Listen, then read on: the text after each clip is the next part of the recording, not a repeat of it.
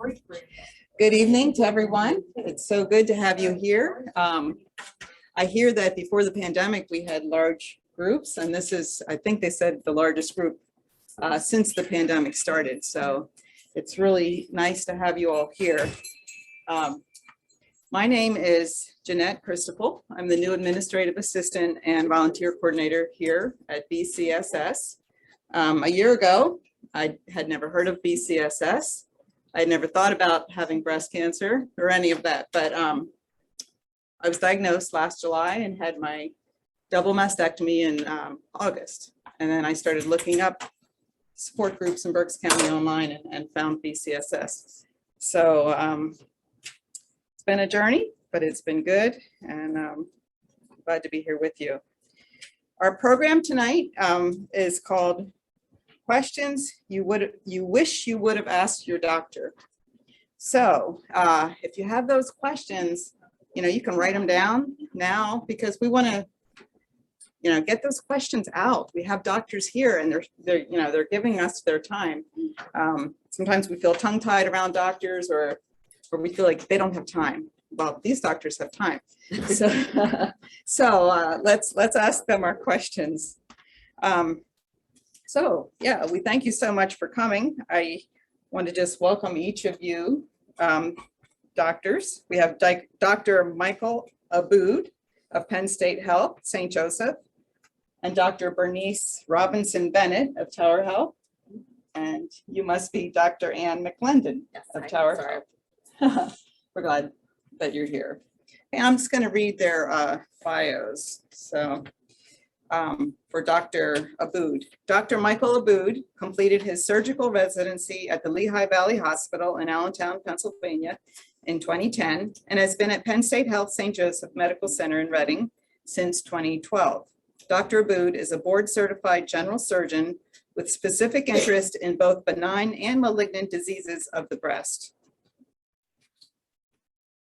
And then Dr. Robinson-Bennett. Dr. Robinson-Bennett is board certified in obstetrics and gynecology, as well as gynecologic oncology, and is currently the section chief for that division at the McLendon Cancer Institute at Reading Hospital. She is also specialty trained in minimally invasive and robotic gynecologic oncologic surgery. She has been participating in GOG trials. What does GOG stand for? Gynecologic Oncology Foundation.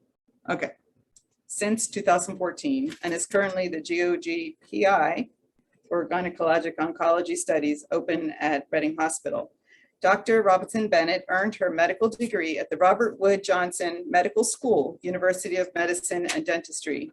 After completing her OB/GYN residency at the Reading Hospital, she pursued a fellowship in gynecologic oncology at the University of Texas Medical Branch, and there she also received a Master's of Medical Sciences. And Dr. Ann McLendon. She grew up in Exeter and attended Amherst College in Massachusetts. After college, she spent time working in New England and then traveled to Philadelphia to attend medical school at Temple University. Dr. McLendon completed her general surgery residency at Temple Hospital and then returned home to work at Reading Hospital. She became familiar with BCSS while taking care of her breast cancer patients. She is looking forward to acting as a liaison between BCSS and the hospital. She resides with her husband and 6 children on a small farm. Not sure why the farm and my failed kindergarten teaching made it into my bio. That's what you're saying. Okay, I just want to tell you a little bit about our upcoming programs in this summer. Find my paper for that. And while I'm remembering, if anyone is interested in some Reading Phillies tickets, we have 8 tickets for Wednesday, June 15th at 7 p.m. So you can see me afterward, and I guess the first one that sees me can have them.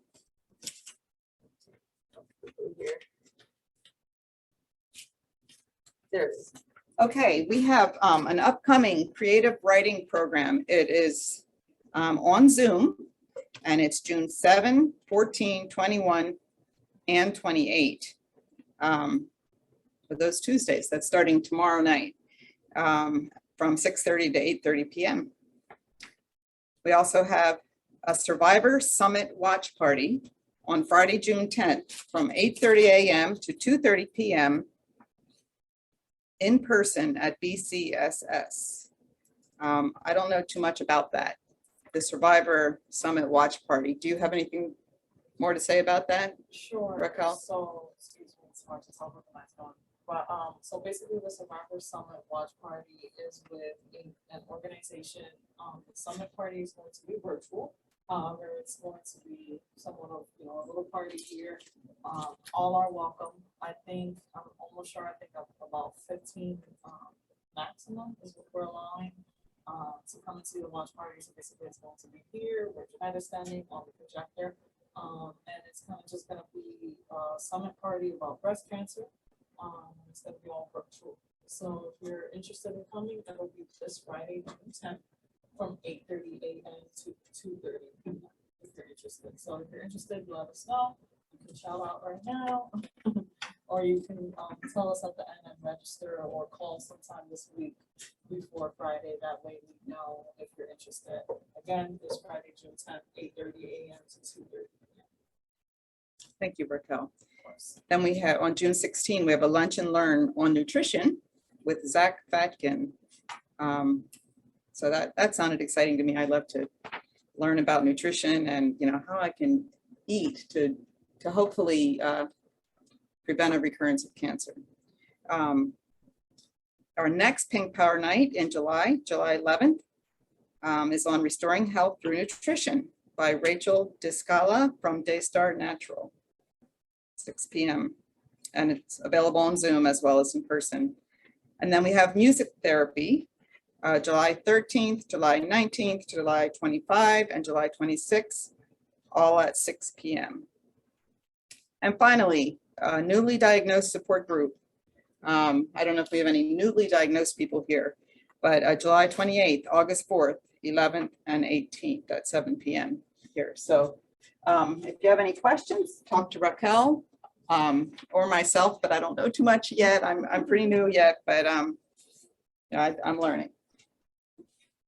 Finally, you have survey forms on your clipboards. Please fill those out thoughtfully, because BCSS isn't here just to pump out programs. We want to have programs that are meaningful to our survivors.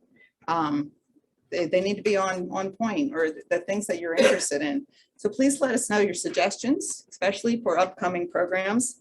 And just note that there is a backside to the survey or to the evaluation form. And without further ado, I'm going to turn it over to our three doctors and be ready with those questions. So I don't know who's going to start or how this is exactly going to work. So just going to leave it for you guys. Well, welcome everyone. As I said, my name is Michael Abboud. I was asked to come and participate, so thanks for the invitation. My understanding is it's supposed to be an open forum for everyone to have the opportunity to ask questions, make comments.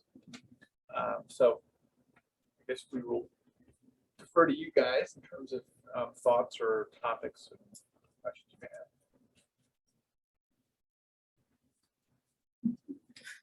So I'll probably start off. So being a GYN oncologist, my world doesn't cross very intimately with breast cancer per se. So I want to highlight like where I cross with breast cancer. So as a gynecologic oncologist, the diseases that that we see our patients coming in with are cervical cancer, fallopian tube cancer, ovarian cancer, uterine cancer, some rare cancers that occur with abnormal pregnancies. So those are kind of the main things that we treat in our gynecologic oncology program. Now, where we cross with breast cancer, the majority of the time is in the world of genetics. So patients with breast cancer, particularly if they're diagnosed at an early age or at a younger age, and y'all here tonight are very young, but if you're diagnosed at the age maybe less than 50 or in your 30s or 40s, a lot of times that will prompt like a genetic assessment, referral, counseling, and then majority of times also testing.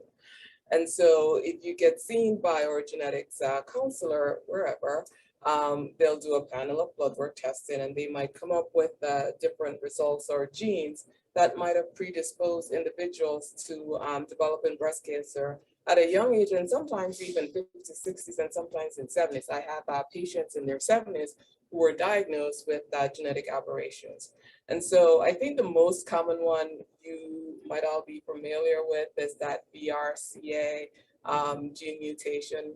I think it got very much popularized when Angelina Jolie had her journey with breast cancer and had the diagnosis of having a gene mutation. If a patient's diagnosed with BRCA gene mutation, they're at risk for breast cancer, very, very significant risk. And so typically the recommendation are many, or surgeons can speak to you on that, but sometimes that include mastectomies, et cetera, et cetera. The other thing that is included with that gene mutation is a very much higher risk of developing ovarian cancer or fallopian tube cancer or primary peritoneal cancer. And those three entities are one and the same. And so that's where I'll see the breast cancer patients coming in, right? Because they will be identified with having a gene problem, either the BRCA, the other ones that might not be as common would be RIP or RAD51, and I don't want to get very technical, but there are other genes that are involved that get referred to the gynecologist. And so when the patients come in to see us, typically they're coming in to have their ovaries removed along with fallopian tubes, and many times, many patients also opt to have the uterus removed at the same time. And what that does is that decreases, of course, the risk of developing ovarian cancer. For example, with BRCA mutation, if one has that mutation, their risk of developing ovarian cancer is highly elevated over the general population. General population 1 to 2%. You have a gene like that, your risk is up to 25%. So that's a very, very significant elevation. And the problem with ovarian cancer is that we don't have very good screening tests, such as the mammogram that we have for breast cancer or the pap smear that we have for cervical cancer. And so patients would come in to have their ovaries removed. And that also helps with recurrence risk. So if the tumor, the breast cancer under pathologic evaluation is estrogen sensitive positive, estrogen receptor positive, then that will have impact on the recurrence risk. So an ER/PR breast cancer treated with anti-estrogen therapy, either medically or surgical removal of the source of estrogen, which is the ovary, that will also help with that decrease in the recurrence risk. And so, if the patient comes in with a BRCA mutation, my next question is, do you have family members and were they tested? Because if you have loved ones and they weren't tested, i.e. first degree relatives, they might want to get tested so that they can have the necessary precautions and prophylactic surgeries performed. So that's one instance where the breast cancer and the GYN oncologist paths cross, mostly in the genetics world or also in the treatment world. So many times, we'll have our medical oncologist counterpart refer a patient over and say, I have a patient, she has ER/PR breast cancer. We had a discussion regarding anti-estrogen therapy following their surgery, radiation or chemotherapy. Would you be kind to, consult with them, talk to them, discuss risk benefits, and then subsequently remove the ovaries, again, as a part of their treatment, getting rid of that source of estrogen or getting rid of the ovaries such that you can be on the appropriate anti-estrogen therapy, such as a Arimidex or an anastrozole or letrozole or Femara, et cetera, so that you don't have to be on tamoxifen with the associated side effects, et cetera, et cetera, et cetera. So that's kind of where my world coincides with the, surgical oncology or general surgeon, medical oncologist, and the breast cancer patient.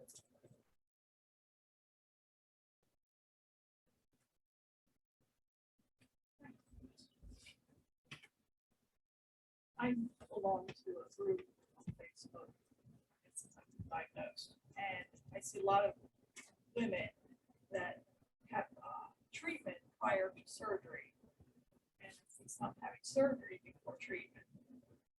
What makes those deciding factors? Yeah, I think the important thing to remember is that when I see someone in the office that's been diagnosed, they want to think that there's a cookie cutter one way approach to it. It's important to understand that that's not at all the case.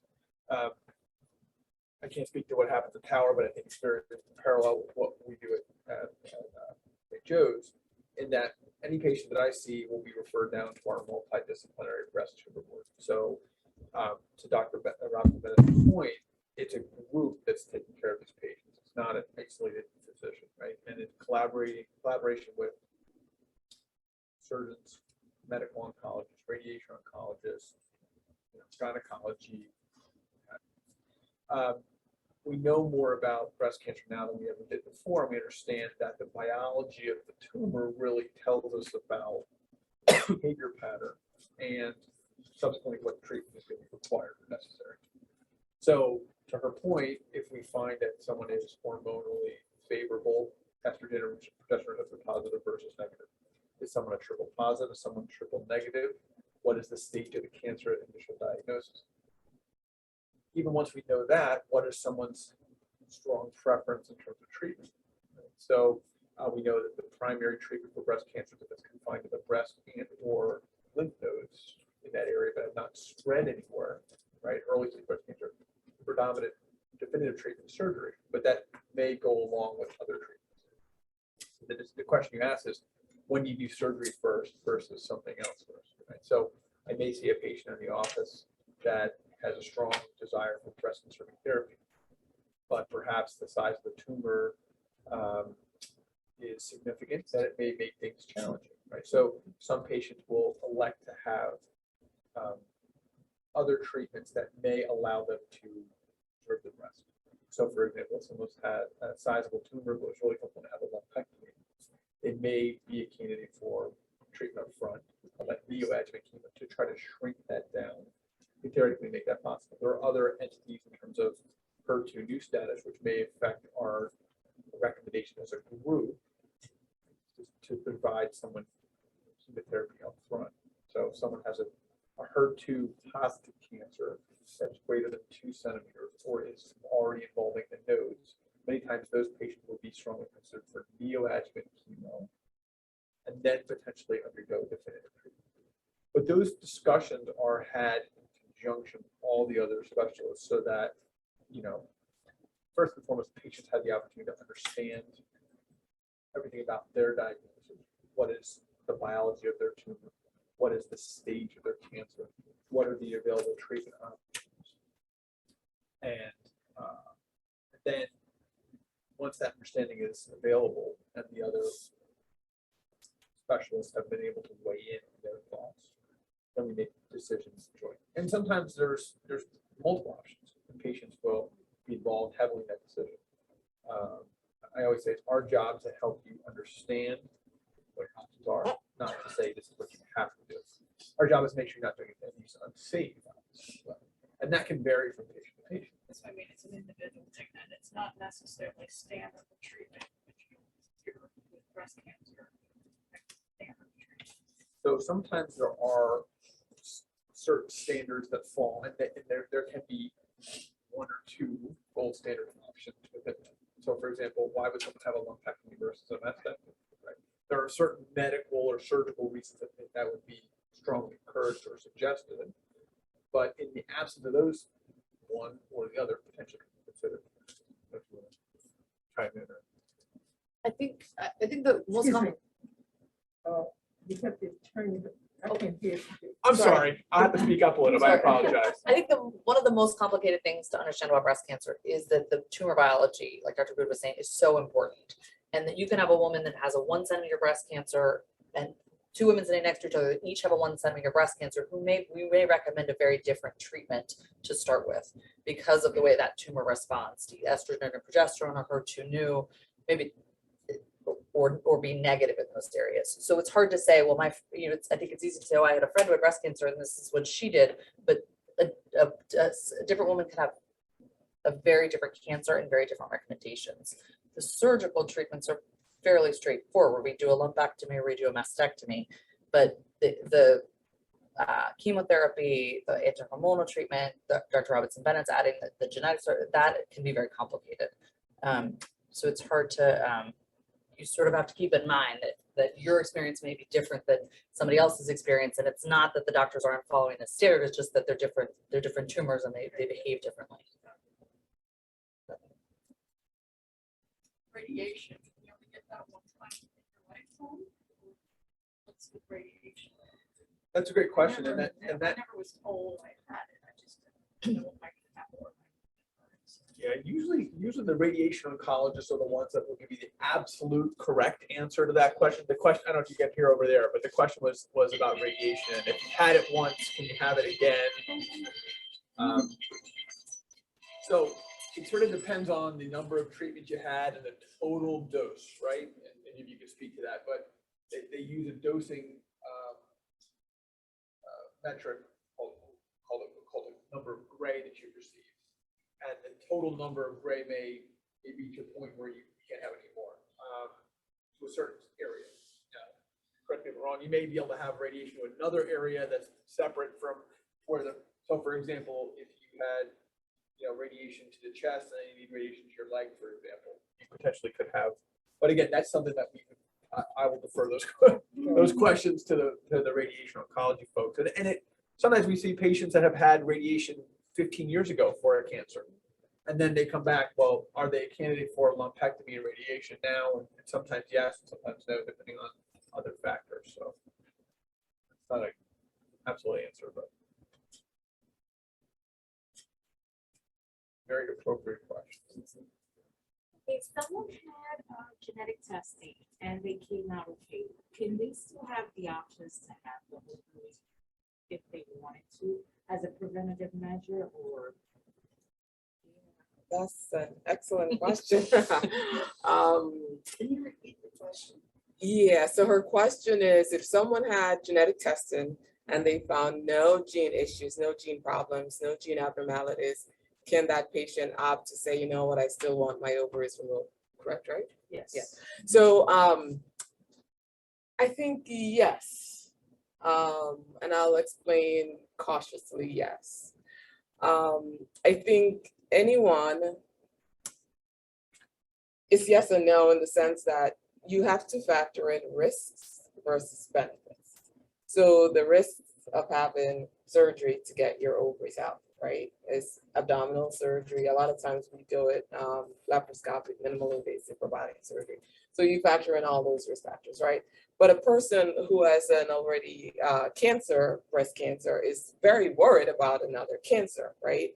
So the general, population risk, as we said before, for having ovarian cancer is about 1 to 2%. I think if you have any, and the other docs can correct me as well or chime in, but a personal history, I believe, of any cancer does increase your risks for an additional cancer. And even though you might not have a gene problem on the panel that was done on you, the fact that you have breast cancer might put you at a slightly higher risk than the general population, probably up to about 4 or 5%.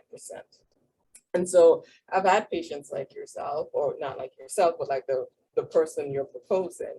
And we have this very lengthy discussion of the risk versus benefits. And at the end of the day, a lot of times if the patient is so very anxious about, developing an ovarian or fallopian tube cancer, significant carcinophobia, and they're willing to take that risk of having a major abdominal surgery, sometimes we move forward with that. Especially if you couple the age of diagnosis, and then if you couple a family history, if you have a family history of, breast cancer or an ovarian cancer, and even though you don't have a genetic problem identified, then you start piling on multiple layers, right? And then it might be reasonable to move forward with having the ovaries and tubes removed. But it's a lengthy discussion, and unfortunately, I don't want to say the bad word in this room. The bad word right here is insurance. So sometimes insurance make that decision for us as to whether you can or cannot. But in a situation that you've described, I really haven't had denial, because a lot of times it's not isolated like that. You know, a lot of times after you talk to the patient and you delve into the history, you might find a family history. You might find that the age is, you know, taken into consideration. You might find that that patient is losing sleep at night, wondering about developing ovarian cancer. And sometimes that in and of itself is significant enough. That's a very good question. And it usually comes with a not a very clear answer. Yeah. Okay, I have a question. I had breast cancer. I didn't have, I had a double mastectomy. My cancer was on one side. They took out lymph nodes on both sides. And one of the things that I've heard is that when you have lymph nodes taken out, you shouldn't get blood work or have blood pressure on your arms just to prevent lymphedema. So I started out with that, telling the doctor that, right? So then they started sticking the needle like in my foot. And I'm like, it was so painful. I'm like, I can't do that. You know, so what do you suggest if you had lymph nodes taken out on both sides? My cancer was just on the one side, but the reason why they took it out on the other side is because there was a question about an appearance of something and they found nothing on that side. So what do? How do you go about that? Usually we tell them, so the things that increase your risk of lymphedema are having more lymph nodes removed. So if you had an axillary dissection or you remove a significant number of lymph nodes versus just 1 or 2 nodes, your risk is higher of having lymphedema. Or if you have radiation to the armpit, that's going to increase your risk too. So if you've had both sides treated and you're going to use one arm, we would say the arm that had fewer nodes removed from, or the arm that has not had radiation, because that's the chance of has a significantly less chance of developing lymphedema. But I didn't have radiation and I didn't have tumor. So So I had like 3 on this side and 2 on this side. So whenever I do blood, I go on this arm. So I'm not sure, do you know the lymphedema? I mean, the risk is probably low. Yeah, But- and 20 years ago, the treatment is very different than what we try to do now. To the point of us knowing a lot, us as a community, as a society, know a lot more about the way these cancers behave and treatments that are successful. 30 years ago, everyone used to have all their lymph nodes removed. To her point, what's called an axillary dissection. Okay. We don't do that as often now, and there's still a significant debate in a lot of our surgical meetings about whether we should be doing that at all. Right? There are still gold standards, to your point, about if someone has lymph nodes that do have cancer, that the standard is typically to give strong consideration to remove some of those lymph nodes. There has been proponents of treating those lymph nodes with radiation as opposed to doing more aggressive treatment. To your point, if we are just trying to find out whether a cancer in the breast has gone to the lymph nodes, most times we will do what's called a sentinel lymph node biopsy, which means sampling, I always say, the first 1, 2, or 3 lymph nodes theoretically that drain the breast. If you think of it like a chain pattern, if we can sample the first 1 or 2 or 3 lymph nodes that would drain the breast, and those are okay, we can fairly safely assume that the rest of the lymph nodes in that area would be okay. The risk of lymphedema from that is significantly lower than it would be if we remove 15 or 20 or 25 lymph nodes. When patients ask me that question, I usually tell them not to lose sleep about it, and that if they've had bilateral mastectomy, then try to use the side maybe opposite the cancer just as a preventative or safer option. But I would say if you need to get blood drawn or had to have a blood pressure cuff occasionally, I would not tell you had to go chasing your toe vein personally, but I mean, I'll just, you know, yeah. It's low, the risk is Yeah. low, but we see it. I mean, I've Yeah. had patients that I removed one lymph node, they had no radiation, they had some lymphedema. But it's just it's, everything is risk and benefit. Yeah. And just being mindful of the symptoms if you do start to notice it.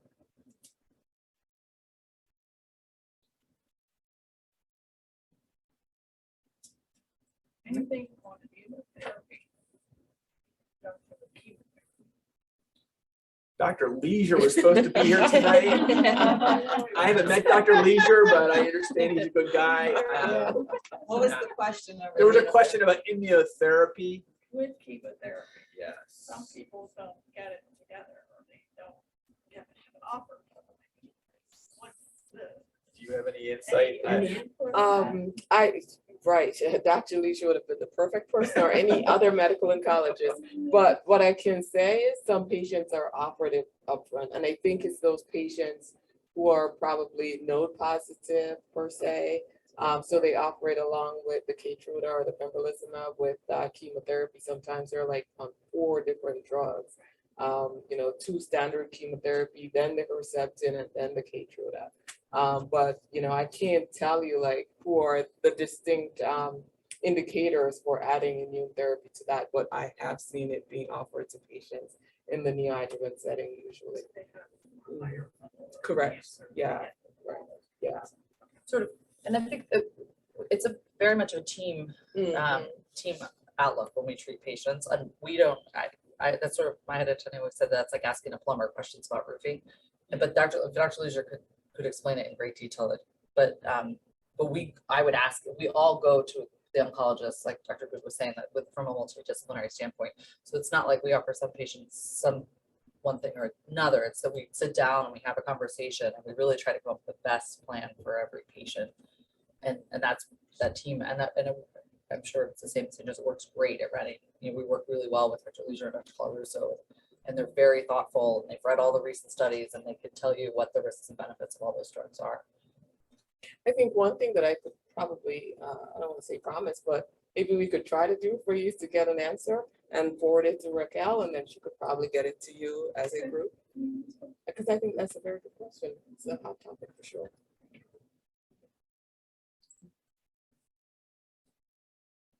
Hey, ask a question about mammograms. When you have a double mastectomy, should you be getting a mammogram or should you be getting an MRI, or what's the suggestion? So to try to detect if the breast cancer has returned. So the National Cancer Center recommends for women who've had mastectomy is an exam by a clinician every year. So somebody should be looking at your scars, doing an exam, and making sure that there's no evidence of recurrence along the scar. If there's anything concerning, then we would recommend whatever imaging we think is going to capture that best. Sometimes that's ultrasound, sometimes it's MRI. I don't know. The only point of confusion, and I totally agree with what you said, I always say monthly self-checks. Just check yourself at the beginning of the month to make sure nothing is different than was the month before and you're in the shower. At least annual breast exam by some physician or clinician, whether that's your primary care doctor, your gynecologist, your surgeon, medical oncologist, radiation oncologist, someone is checking you out. If someone has had reconstruction, they think, well, I have tissue there needs to be some imaging. Specifically, if someone has had a tram flap, I've seen some patients come in and get mammograms from tram flaps. If someone's had mastectomy, we're removing one or both breasts, right? Women will decide to have no reconstruction, just be flat, Okay. or have some type of reconstruction, either with an expander to an implant, Okay, right? that's what I had. okay? Or they will use their body's own tissues Okay. from the abdominal wall or elsewhere to rotate in their tissue from another area to that spot. That's where some women get confused because they feel like they still have, abdominal tissue there or what have you. To my understanding, we don't still recommend any imaging of the tram flap, okay? Because essentially it's abdominal tissue that was placed there. We don't do abdominal mammograms.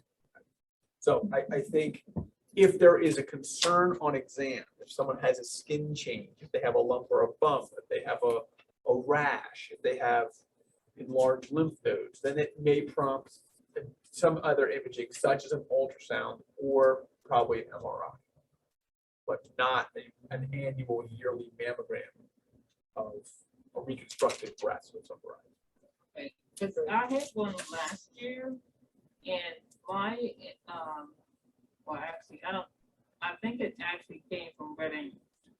I go to Reading Hospital, so I think it came from them, and it says that your last mammogram was in March of last year, and you should have an annual. And so I have one coming up, and when I first went to my first one, because the actual first one that I had after I had the reconstruction surgery, it was an MRI, and it was Dr. Colarusso recommended it. And so that was the first one. So, and then they was trying to get my primary care physician was trying to get me to have an MRI last year, and my insurance said no, that you can do a mammogram. So the mammogram, so they said you can get a mammogram. So I went and had a mammogram, but I'm thinking, how do they see under the tissue, under the The implant? short answer is there's too many cooks in the kitchen, Okay. and you should be talking specifically with the medical oncologist and or the surgeon, I would say, Okay, to have them put their heads together. Now, Dr. Colarusso used to be at St. Joe's. I know him very well, and now he's at Reading. He's a good guy. that's what If I they- thought was ready. Yeah, I understand. Okay, If they had seen something on an MRI before, for example, an area in the chest wall or in the axilla, and the plan was to repeat an MRI in a certain period of time a year to follow something, that may be one situation in which another MRI would be helpful. okay, But it wouldn't be something necessarily that someone would have to have every year in the absence of anything else of clinical concern. And I definitely think that there may be some disconnect between the fact you had a bilateral mastectomy and somebody in an office is sort of running a list that, hey, this person didn't have a mammogram. Maybe the intention is good, but it's probably not the right thing to have. okay. So I would So touch think base I'm with your gonna physician about it. I should cancel my mammogram, because I have one upcoming. I would And just is it- suggest you call Dr. Colarusso or your Okay. surgeon and just to get clarity on Okay, all right, Agreed. I can do that. it.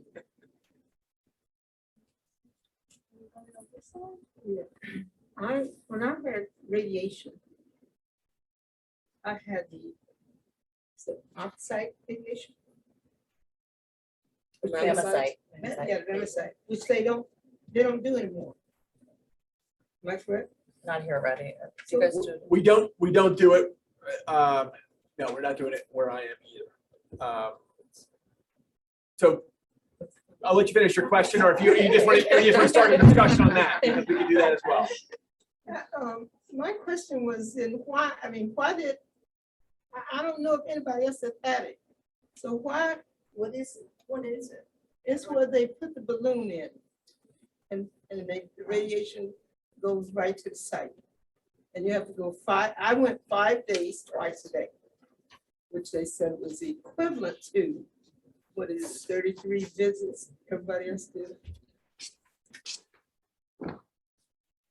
You want to take it? I looked, well, no, why don't you answer? I haven't taken my practice has been after that. Yes, so- We haven't used it much since. I trained at Lehigh Valley. At no point during the training that I received was anybody doing brachytherapy treatment, okay?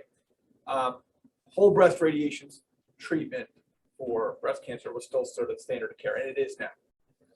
I joined a practice for 2 years in New Jersey, and one of my partners was doing it occasionally. It was being selected out for older patients with smaller tumors that were completely resected and were node negative. In the idea being if we can give a boost of radiation just to where the tumor was and shrink the amount of time they have to go for radiation from a month, 30 days to 5 days or 6 days, maybe that makes our life a little bit easier. The downside is that you have to wait until you remove the tumor and make sure the margins are okay. Then usually you have to come back to the office of the surgeon or back to the operating room where they put another fairly large device into your breast to fill the lumpectomy cavity. There is a device coming out of the skin of your breast for 10 days on average. You have to be on antibiotics. You can't shower. They give the radiation directly through these catheters into the breast or through the balloon, and then they take it out.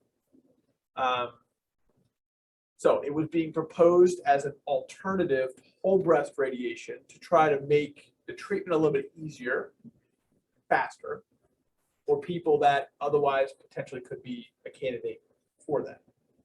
You're not the only person that's had that. I've seen a number of patients that have come back and had that treatment elsewhere, including the area, but we're not doing that now. And it, again, kind of goes back to the decision about treatment with everybody else in conjunction with radiation oncology, in conjunction with medical oncology. What do we think is the best option for you? And then it comes down to, does a radiation oncology person feel that they agree with that treatment option? Does the patient want that? Does a surgeon feel comfortable doing it? And if the answer is no to any of those things, then the answer is no. So. I think I did shower.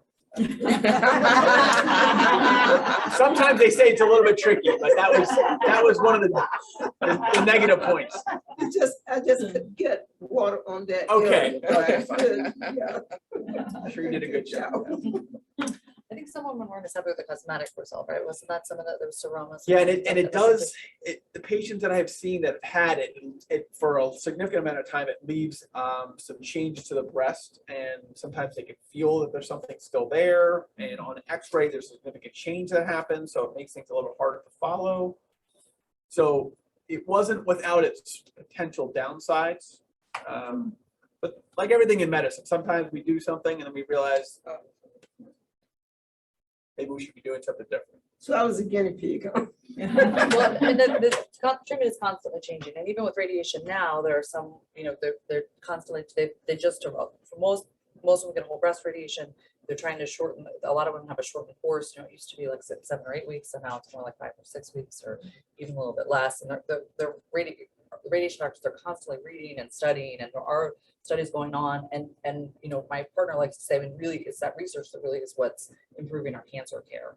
It's not, you know, it's the ever evolving, the medications that we're using, the immunotherapy we're using, and the way that we're doing radiation is constantly changing based on research, and that's why some women may have a different experience. I think I had the surgery, radiation, and chemo. One right after another. There was not much of a time span from one to the other. So I only had 4 treatments of chemo. And I've had patients with memicide as well, so you're not the only one. And then it said every once in a while it still gets tender because of the what's it come from surgery. When you have surgery, you get the scar tissue. I have a question. I know that nothing is sure, but what are the top 3 things, 2 or 3 things that I can do to prevent recurrence of breast cancer? That is my #1 question. That's what I'm all about. So what can I do?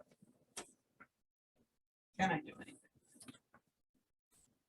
I think it comes down to the details of your initial diagnosis, and that goes hand in hand with the stage, the biology of the tumor, and things like that, right? So we understand that the potential risk for recurrence would be higher for a more advanced cancer, and we also understand that the biology of the tumor also determines our understanding about its behavior pattern and recurrence risk.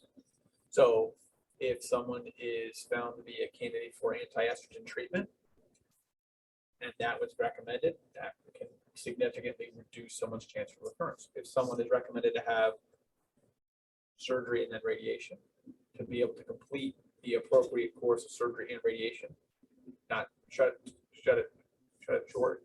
If someone is required or recommended to have chemotherapy, this many sessions, we know that patients, if they don't complete their treatment, theoretically lose things. Some of this stuff is within our ability to affect, and most of it is not. So women want to say, well, I did this, and this, so I should be good. Or what have you. Or they want to put blame on, I didn't do this, and that's why that happened. But we see all varieties. That sometimes, even if you've done everything right, you had the right surgery, you had the right treatment, things can come back. Other times, not the case. So just general health, right? So eating well, making sure you're taking care of your body, and listening to the recommendations of the whole team that's been piled to take care of you. Those are the 3 hours. I agree. I think the tumor biology is probably, and by that I mean estrogen receptor, progesterone receptor, and then the subsequent therapy, the anti-estrogen therapy, 5 years, 10 years, whatever the docs recommend. Sometimes contralateral mastectomies for something in the other side, depending again on the biology or what your initial diagnosis was.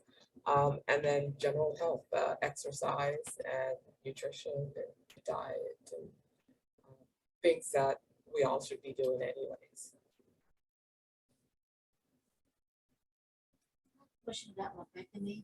If you have lumpectomy, and I know it's sort of personal, is it possible to have another lumpectomy? Or does it automatically have to do it if there's a recurrence? You certainly can have a second lumpectomy. When we decide, from a surgery standpoint, we usually like the breast to have a good cosmetic result after surgery. So if we've done lumpectomy, it would really vary based on the size of the recurrence and the remaining breast tissue, and then what other treatments are going to be required. So the radiation question, if there's been 10 years between diagnoses, then often the radiation oncologist will say, okay, we've radiated the breast again, but it's been a long enough time. We think the breast will have healed okay. We can do radiation again. So the answer is you can, if the tumor can be removed and have a good remaining cosmetic result, and if they could repeat the radiation. Sometimes if it's a more aggressive cancer, like a triple negative, meaning estrogen, progesterone negative, and it's a recurrence, they don't like to redo radiation. They like to recommend mastectomy. So it's a little complicated, but we certainly can do lumpectomy. Yeah, the usual thought process we say is a large tumor in a small breast or multiple tumors in the same breast are sort of relative contraindications doing a lumpectomy. Right? So if someone had a lumpectomy before and now has a number of different tumors in the breast, that's probably not a good candidate for another lumpectomy. But to her point, I agree totally. Question. It's about reconstruction. They try to do the reconstruction with my stomach, actually the patient. And if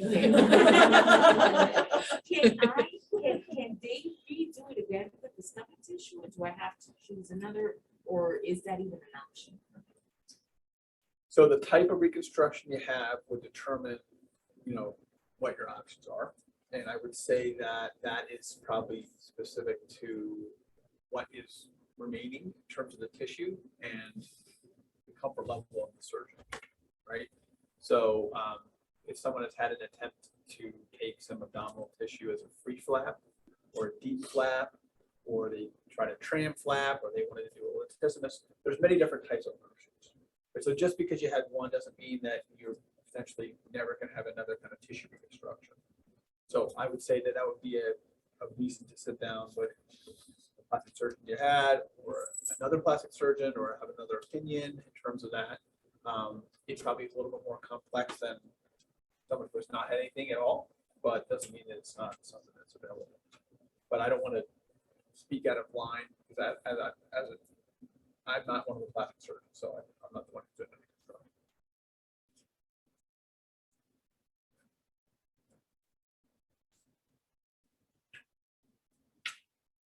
Tumor markers in labs. when are you supposed to be getting to the recurrence? I think it's like there's a set thing that I should make sure that the doctor's order, like, I'm coming up on every 6 months for maintenance or care. So I want to know, knowledge is always good to know, like, are they ordering the correct thing or something specific? Ask my doctor and say, what are you gonna look at for me, or is it like standard care? You guys deferring to the cancer center for those things? Are you ordering blood work for your patients? I don't personally order a lot of blood work for patients. Usually the surgeons are the ones who will do the exam and then potentially order the mammograms, but we will defer to the medical oncologist to. Yeah, so if someone has had chemo and they're following certain labs for their chemo, you probably would be able to. Yeah. clarify. I can't think of a tumor marketable breast cancer that they would No. do. Yeah. 125 for the Correct, ovarian. see, exactly, and in the ovarian setting is, that's, it can be problematic. But once a diagnosis of ovarian cancer, we use it for monitoring. But I don't think there is a breast cancer tumor marker. I think it's more the clinical exam at the mammograms if you have previous lumpectomies. It'd be Step great forward there if we was could, one. if we had one for sure, We but would no. put our heads together, we could do some.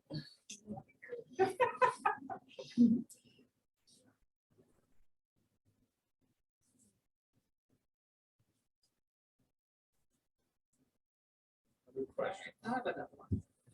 So with implants, I'm hearing some women are choosing to take the implants out because they're afraid of recurrence of breast cancer. Is there like really a timeline that you should take implants out, or can it be for a lifetime, or just if something happens to the implants, you take it out, or what would be the recommendation or questions that may be asked to someone else about implants? I'm also not a plastic surgeon. I would speak to your plastic surgeon. The type of implant makes a difference. But there are some implants that they like to replace after, I think, 10 years. And there are very, very rarely associated cancers with lymph nodes with some lymphoma, not a breast cancer. The other thing they could, if there's a concern that the implant had ruptured or something like that, then they do sometimes need to be removed. But it's a conversation to have with, if you have the implants, have your plastic surgeon and see what they specifically recommend.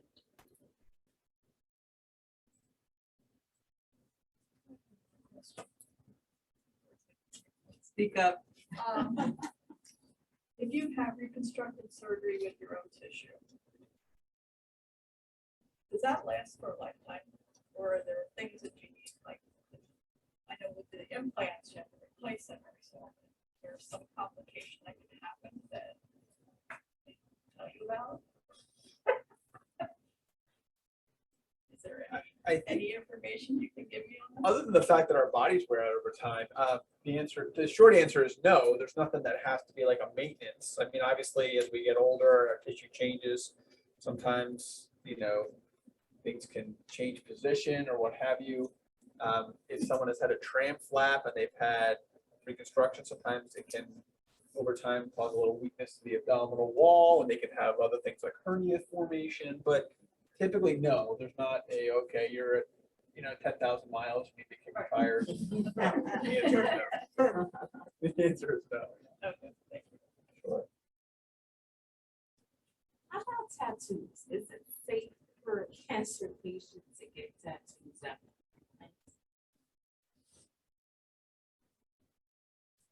If they're not immunosuppressed and it's not right during a period where they're neutropenic, are you talking about safety, like in terms of getting an infection from a tattoo, or?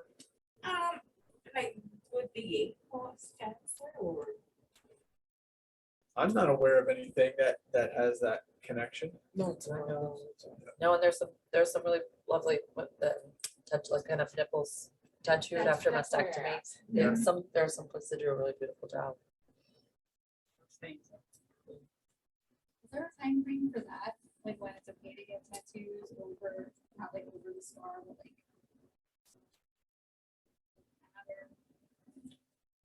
It depends, I think, whether someone's had a radiation and whether there was concern for an infection or things like that. Many times if someone's had a radiation, the plastic surgeon will maybe recommend waiting 6 months to a year before they would do any additional surgery. But I think if you were out from your surgery and treatment and everything's healed up, I'm not aware of any absolute timeline to that. Yeah, I tell don't your have patients knowledge, that. It takes a long time for wounds. I would tell my patients it takes up to a year for wounds to finish healing, and that's not radiated wounds. So my suspicion is somebody who's going to do the tattoo is going to expect you to have waited a period of time.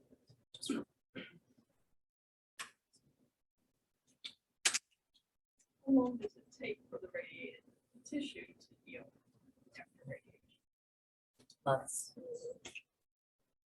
And that's, But what is it that takes place in that, like, you said months, I mean, it's not like open that heals from the inside out, like, what is it that's happening in the tissue? That's the part I understand. the radiation damages the tissues and then it has to be, it has to change. It has to change. And so in that process, sometimes that scar tissue can last, a year or more. So sometimes women will say, well, I have radiation today, but the changes are still happening 6 months to a year. That's what And that's why I think one of the women have a really hard time waiting for their mammogram after. I think they have a diagnosis of breast cancer, and then we treat them, and then they come in through after it's like you want to get a mammogram right away because you're so worried. But that's one of the reasons too that we wait for a year before we get a mammogram, particularly if we've had radiation. That tissue heals. you have to get radiation. Is it possible to feel that tissue healing? If you have any, there's like tingling, squiggles 10 years later. In my experience, everybody's healing is different. A lot of patients complain about sort of that like electric feeling, that like zing of pain that goes through the breast. It's hard to know what exactly that's from, but everybody kind of has a different experience in terms of healing, particularly in terms of pain and how they feel after the surgery and radiation. Yeah, a lot of times it can be maybe related to sometimes the superficial nerves, like especially if you go in to do a lymph node biopsy. It's not the nerves that affect your arm or your ability to move, but it's the sensation sometimes. We call them zingers or other things like that. They kind of get a little electrical sensation. So It's just for that long. Persist for yes, Yes, sometimes it lasts for sometimes. years. Some women have no pain, and some women do, and it's I don't have I have a hard time being able to tell who's going to have that experience. Well, obviously, the more surgery you've had, the more healing there is. The more treatment you've had, the more healing you have. But just can be different. So, at what point do you suggest getting lymph node therapy? Lymphedema therapy? Yeah.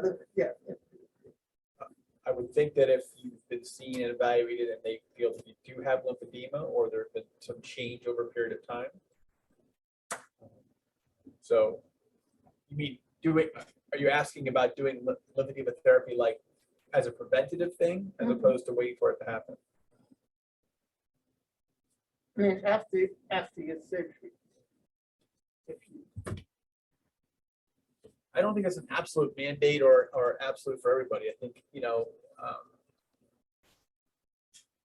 sometimes you can have an evaluation to see, measurements taken to see if there's, and then follow that in a few months. And if there's a change or they see some evolution of that, I think that makes sense. I don't know of anybody that's doing it preventatively unless there are other higher risk features, meaning Radiation. correct, Because I was scheduled to have some therapy. When I went, there was no change. My arms, they were the same, but they still wanted me to come and do therapy. So I did it one time, and from just that one time, it made my arm sore. It was worse. I couldn't even lift my arm from doing it. So I stopped, and I don't have a problem with it. I always look the risk, so aside from that discomfort, the risk of going to the clinic is pretty low. So if I have a patient that is, if I'm at all worried they're developing a little, I usually will put a referral in for them for Bernice to see and, you know, meet the therapists, and because a lot of women do benefit from it, and then, but women who don't just stop. But the risk of doing it is pretty low. So.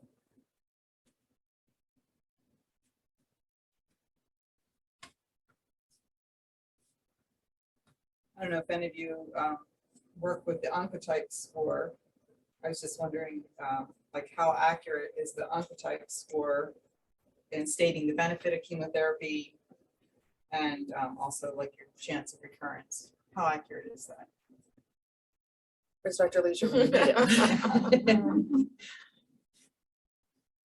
It's a complicated question. It depends again on the tumor, the biology of the tumor, at age. You know, there's some new data to suggest depending on how old you are when you're diagnosed, what the different numbers are and the benefit of the chemotherapy is.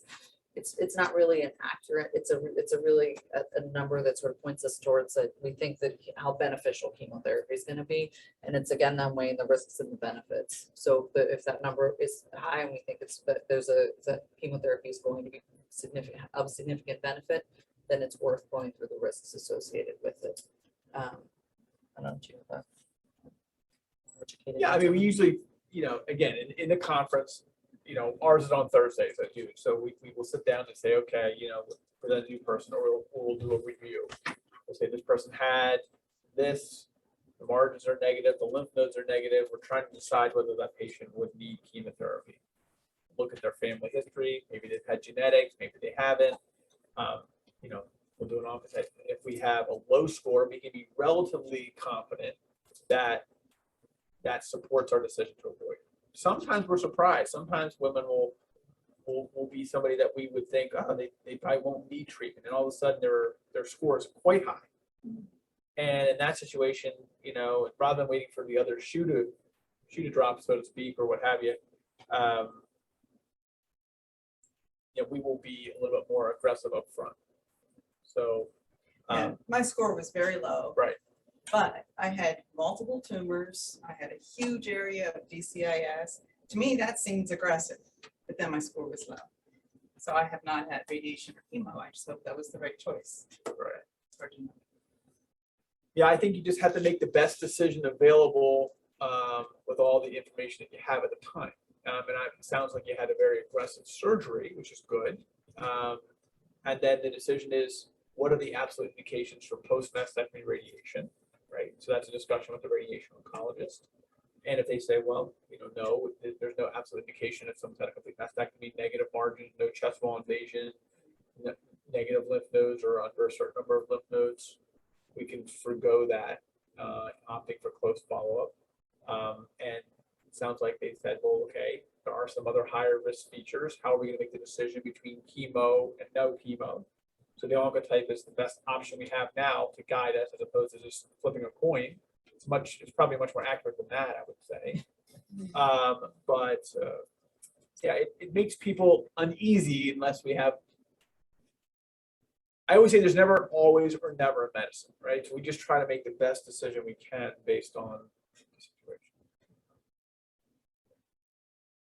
Treats men the same as women. We don't usually do lumpectomy, we usually do mastectomy. So that's the biggest to start off with difference in the treatment. Men always qualify for genetic testing. So they, you know, when we assess women with breast cancer, if they qualify for genetic testing based on their age, the type of cancer they're diagnosed with, and their family history. But I think men automatically qualify for genetic testing. Other than that, the treatment really is based on the size of the tumor, the lymph nodes involved, and the type of cancer. Do men automatically qualify for genetic testing because they get it less than women? And because of that, BRCA2 gene is more common in men with breast cancer. So. Yeah, not preferential treatment. No, right? It's almost pathognomonic if you see a male with a breast cancer. It's going to be very, very high that they have a gene problem. And so if they have the gene problem, then their daughters and their sons should get tested because it's not necessarily related to if you're male or female. It's a 50-50 down the line. So yeah, if there's any male breast cancers in the families here, they should be tested, undergo genetic testing. And I also think probably triple negative breast cancers, should undergo genetic testing.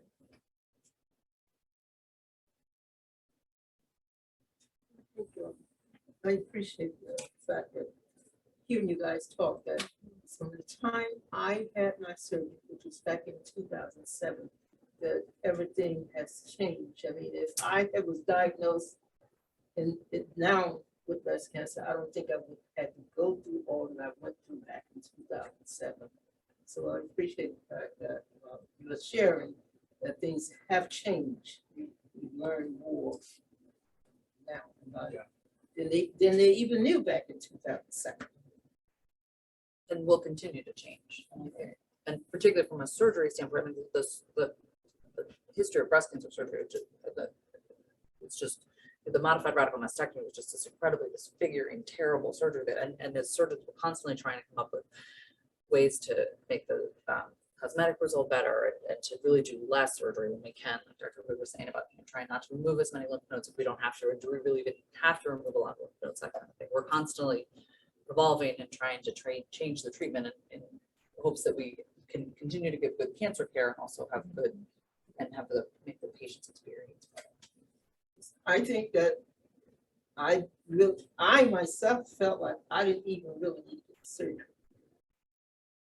And after going through all of the treatments, I went to finally one day I went to my surgeon for my last treatment, and I mentioned to them that I don't feel like I need to get the surgery. And one of the nurses said to me, I don't think you did. That was my last visit there. To your point, I think, and I'm sure it happens the same way. I try to spend a considerable amount of time when I first see someone in the office, either if I'm the one giving them a diagnosis or if they're even given by radiology and we're discussing it. Because just to kind of give an overview and allows you some chance to absorb it. But then I always say, I don't want any decisions the first time meeting you. And then we send you down to meet with the other folks. So you meet with medical oncology, radiation oncology, genetics, plastic surgery if necessary, and what have you. And then you have questions that are answered. And then you come back to our office a third time, and I sort of summarize and go through everything. So, and the folks that I've seen will probably, just so make sure patients understand what's being proposed, make sure they had a chance to answer questions or ask questions. Because, it's important for you to be involved in that process. It's important for you to feel comfortable with whatever you're getting and ask, why am I getting this? Why do I need chemo or not? Why do I need this type of surgery? Sometimes it's when somebody tell you that you've been diagnosed with cancer, fear grabs you. And in that fear grab you, you're in a mode where you just want to get something done and get it out if it's there. And we usually also say that we make the analogy it's more of an emotional emergency than a medical emergency to rush to the operating room tomorrow from when you hear the news. It's a natural instinct to want to say, I got to do this yesterday or tomorrow. But it's important to say, let me take a step back. I'm going to have a normal reaction to your point, fear, anxiety, the whole process, but that there should be a support network like this place and the hospitals and the cancer centers where they can provide some resources to you to help you navigate that process so that that doesn't consume you and prevent you from being able to get the information you need to make an educated decision that makes sense for you or whoever else. Really important. And to your point, sometimes in medicine, what they did 20 years ago, doctors just said, this is what you're getting. Yeah. Now we really try to understand that that is tough. And it needs to be a conversation, not a, this is what you're getting. question about genetics. I brought one positive information, and I have a very long history, family history. My youngest daughter is negative. My oldest daughter didn't get tested yet, but she will be. Because she's negative, she broke the cycle of all this as far as genetics go. Or how does, like, does that mean, I know she won't pass it on, she doesn't have genes, but what are her chances of getting breast cancer because of how old family history is? Right, I think typically when the genetic counselor provide that result, they typically give like an estimated risk per se. Typically, they have a discussion with the patient that even though your gene tested negative, that doesn't necessarily mean that you're zero risk, right? But it's not gonna be the 60% of a BRCA1 gene mutation positive. It's probably gonna be a little bit higher than the general population risk, 1 in 9, but definitely not that 60-70% with a BRCA gene mutation. But usually they do get a pretty detailed letter stating what a negative means and who they should follow it. Definitely mammograms for sure yearly. If your older daughter were to be tested for BRCA1, depending on her age, if she's not ready for, like the mastectomies, etc., then she would get staggered analysis with mammograms and MRIs, as opposed to just a mammogram alone. If your daughter were positive, the younger one that was tested positive, if she were positive, she would get mammogram, MRI, etc. But she might still, she might still be a candidate for that aggressive screening. Correct, based on family history. Based on family history. Right.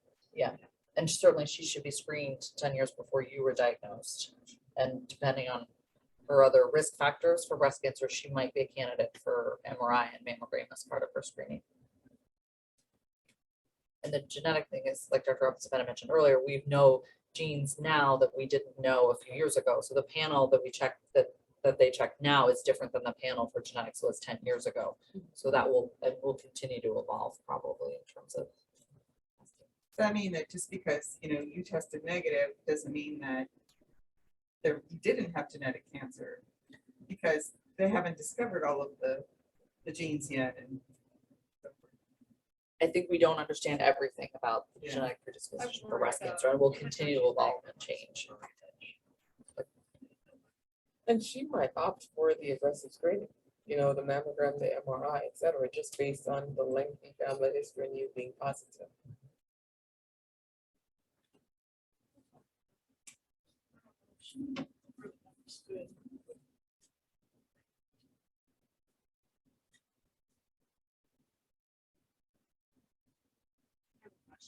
I just got done radiation on Thursday. Now, the radiation has been so bad that it feels like it will get a Is that something normal that happens during radiation? Because I know it does burn the skin, but I didn't know it was to a point where I felt like it was.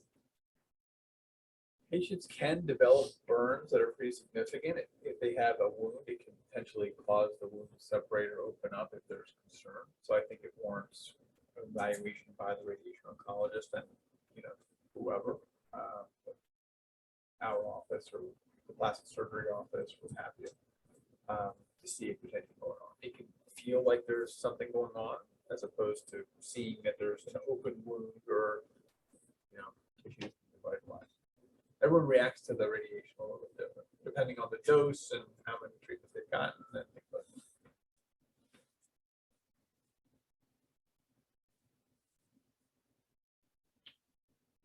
So we have time for 2-3 more questions.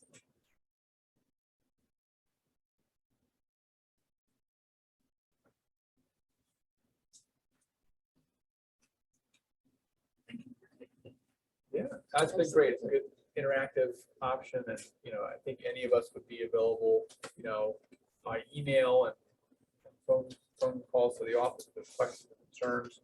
But I think the services they offer as a support network and as a resource are really very helpful. So nice to be part of it. What is the normal length of time that you have patients to come back to. For breast, yeah. That varies too. I have patients that, I told Dr. Robinson-Bennett, I came in 2012 and I joined 2 other surgeons that have since retired. I have patients that they operate on that still want to come back every year to the surgeon because they feel more comfortable. So I didn't even do the surgery, and I've been here since 2012, but I'll still see them every year. I'd be happy to do their exam and order their mammograms or what have you. I have other patients that will like graduate after a few years. Give them the option. And I always tell people, as long as you have somebody you trust or feel comfortable doing your exam and can order your mammogram, that can be anybody, really. But people say, "Oh, I just feel more comfortable here." So there's not an absolute answer to that. I think it comes down to who you feel that you're comfortable having your care cycle. Yeah. Because I was just trying to lose this year, after 2007, this year, but I think my doctor just likes seeing me, so. And we tend to hold on to the ones we like, right? We had good conversations. So Yeah, I that's think all right. We enjoyed the conversation, so we kept coming. The highlight of the office hours, right? Will insurance keep paying for it? Well, As long as you want did. it. Yes, they did. Nora, I had the opposite problem. Dr. Sescon was my oncologist, and I'm 21 years out. Last year, the Reading Hospital decided that I could no longer see him. I had to take somebody I didn't even know, and I had to call up and make a royal stink and say, that man was my oncologist. I refused because the way the McLendon Center set up, he's no longer doing breast cancer. Baloney. So I got to see him, but I had to really do an Indian rain dance to get my way. Good for you. Right? Yeah, Gotta be your own advocate. it's craziness. Right. I bet he was happy to see you. I want to tell you, that man, my husband died of bladder cancer, and University of Pennsylvania screwed up because they didn't follow up on his treatment. And they sent him home to die. He did his initial chemo here. Dr. Sescott came to my house when my husband was dying and sat for 3 hours going through these medical records, trying to find some way to save his life on a Saturday. I mean, I love that man. Bring him back. Right? He's my hero.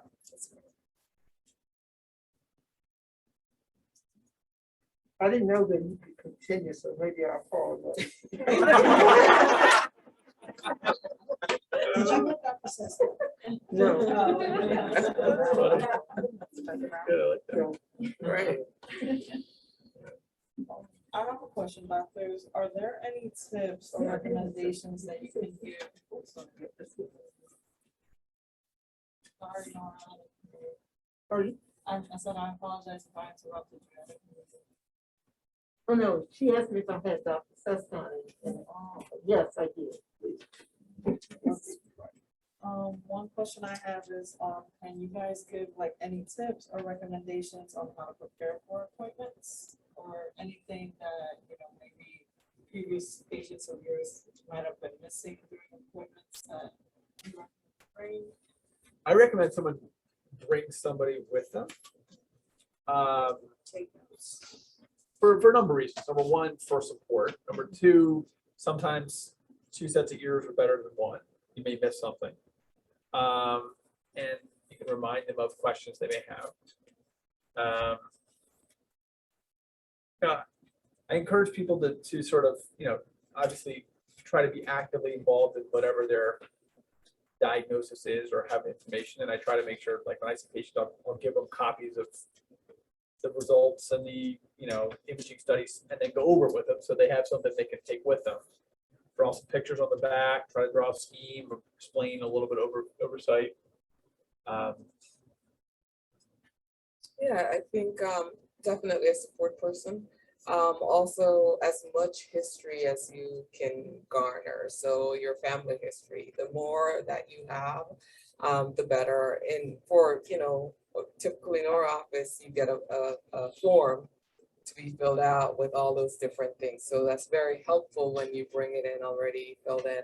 Certainly, if you had your imaging studies done at an outside facility from where you're getting your appointment, it would be nice if you have the report and sometimes even the disc along with, so that your doctors can look at the images or mammograms or give it to where you're going to get treated so they can compare and, you know, have it for discussions and future comparison. So yeah, support personnel and gather as much information about your family and the disease as possible. And typically, you know, it's a process, it's not an event, right? When you meet the doctor. So everybody, I think every patient deserves to have a very reliable way of contacting their doctor or their support personnel in your office, so that if there's a question that's unanswered at the time of your visit, you have the right to call us and say, I forgot to ask you this, can you clarify? Or I didn't hear you correctly, or did I understand correctly? I think we're all expecting, you know, that that's a possibility. Like Nora says, when you hear the word cancer, you get that and you kind of really shut down almost immediately. So we understand that. And if you have questions after the visit, absolutely. I have my niece is an oncology nurse. She texts me questions, yet every question that I should ask the doctor. And then when I started asking him questions, the doctor was surprised and he said, how do you know how to ask all these questions? But my niece was an oncologist and she sent me questions that I should ask. Absolutely.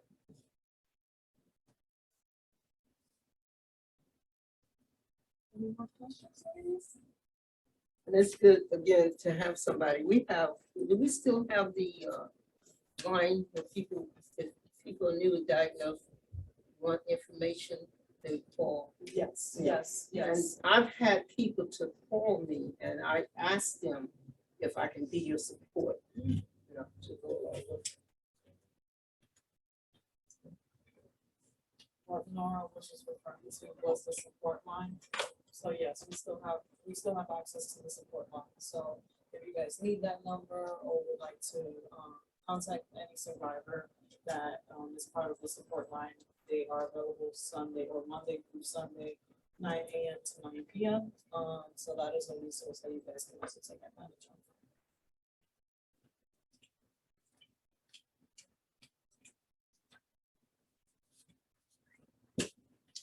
Thank you guys. Have a great night. Okay. Thank you for having us. Thank you.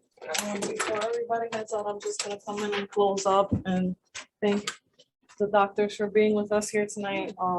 Thank you, Jeanette, for your great intro. So I do see some new faces in the crowd, so I'll introduce myself as well. Raquel Capellan, program coordinator, along with Jeanette Christopher, our admin assistant. We all make a great team here to make sure that, you know, through programs, resources, and any kind of support, even if it's just a one-to-one or group sit down that we need to have with any of you, you know, we're here to serve you. But thank you very much to Dr. McLendon, Dr. Robinson-Bennett, and Dr. Abboud for being here with us today and every day. We really appreciate the work you guys do. And bless your hearts also for getting through the pandemic, because I know that it wasn't easy. But thank you again so much for your knowledge, your wisdom. And I'll make sure to provide them with your emails and stuff. Great. So thank you for offering. Thank you. And there's still some water and snacks, so feel free to Thank you. but ladies, just to remind you, as Jeanette was saying earlier, of some of the upcoming programs that we have. So creative writing is going to start tomorrow. You do not have to be a writer or a creative writer at all. If anything, some people that don't like to write at all do take advantage of it. You can participate in 1, 2, 3, or all 4. So that's taking place again tomorrow, only via Zoom on June 7th, 14th, 21st, and the 28th, 6:30 p.m. to 8:30 p.m. Then also this Friday, June 10th, Survivor Summit Watch Party, 8:30 a.m. to 2:30 p.m. here at BCSS. Does that just walk in anytime during that time period, or do you have to? I would say try to be here the whole day, or at least come past like us. 8:30? No. Not doing that. So, or thank you, Dr. McLendon. Or if you need to head out a little bit earlier, yeah, let's give a round of applause to our doctors. Yay. Thank you, doctors. You save lives every day. So lunch and learn on nutrition, June 16th, 12:30 to 2 here at BCSS and via Zoom. If Zoom is more convenient for you, you'll just have to let us know. Whether you want to attend in person or Zoom. Pink Power Night on July 11th. That'll be our next Pink Power Night, called Restoring Health Through Nutrition by Rachel Descalo from Daystar Natural. Also, we'll have music therapy beginning. So music therapy is coming back. It's gonna be really fun, so please join us. Those are gonna be taking place on 2 different programs, July 13th at 2 p.m., July 19th at 6 p.m., July 25th at 6 p.m. and July 26th at 6 p.m. And then we'll also have more music therapy programs later in the year. Go ahead, Nora.